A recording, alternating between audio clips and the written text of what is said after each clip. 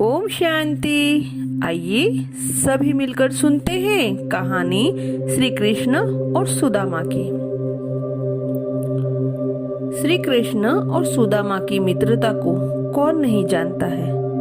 इसलिए हमारा कहना होता है कि मित्रता करो तो श्री कृष्ण और सुदामा जैसी, वरना नहीं। संबंध तो श्री कृष्ण और सुदामा जैसा होना चाहिए, एक जो कुछ मांगता नहीं और एक जो सब कुछ देकर जताता नहीं है।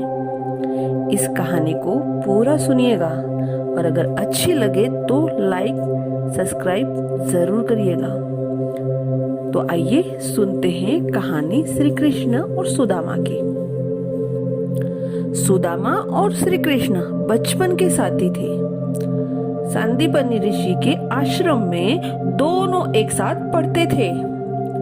सुदामा एक गरीब ब्राह्मण था और श्री कृष्ण द्वारिका के राजकुमार। विद्या अभ्यास पूरा कर दोनों अपने अपने स्थान पर चले गए।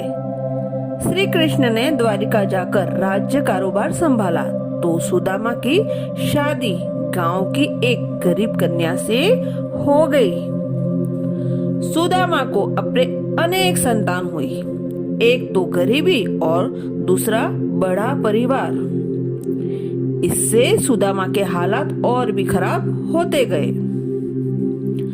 बच्चों और गरीबी की परेशानी से तंग आकर एक दिन सुदामा की पत्नी ने उसे गुस्से में कहा कि आप अपने मित्र श्री कृष्ण की महिमा का वर्णन करते नहीं थकते।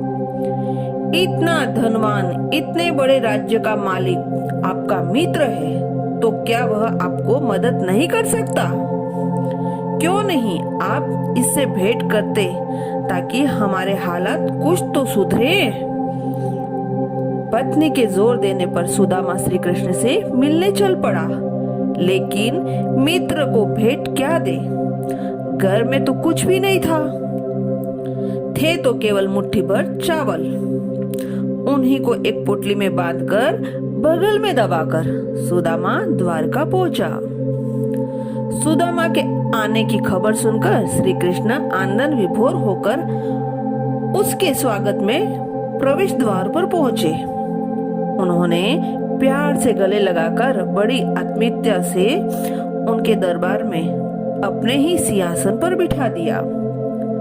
उनका यह प्यार और सत्कार पाकर सुदामा तो जैसे गदगद हो गए, लेकिन दरबारी भी कृष्ण को इस रूप को देखकर आश्चर्यचकित हुए बिना रह न सके। श्री कृष्ण ने बड़े प्यार से पूछा कि भाभी ने उनके लिए क्या भेजा है। संकोच के मारे सुदामा ने चावल जो पोटली में छुपा रखे थे वह श्री कृष्ण को दे दी। कृष्ण ने बड़ी खुशी से चावल का एक एक दाना खाया। कृष्ण को निरअहंकारिता और प्यार से देखकर सुदामा तृप्त हो गया और अपने आने का उद्देश्य ही भूल गया। श्री कृष्ण के पूछने पर भी मुख से अपनी सहायता के बारे में कुछ भी न कह सका। श्री कृष्ण का अपार प्यार और सत्कार स्वीकार कर सुदामा अपने गांव वापस लौट गया। आया, लेकिन यह क्या, उसका गांव तो पूरी तरह से बदल गया था। वह स्वयं भी धोखे में आ गया कि मैं सही जगह पर तो आया हूं ना।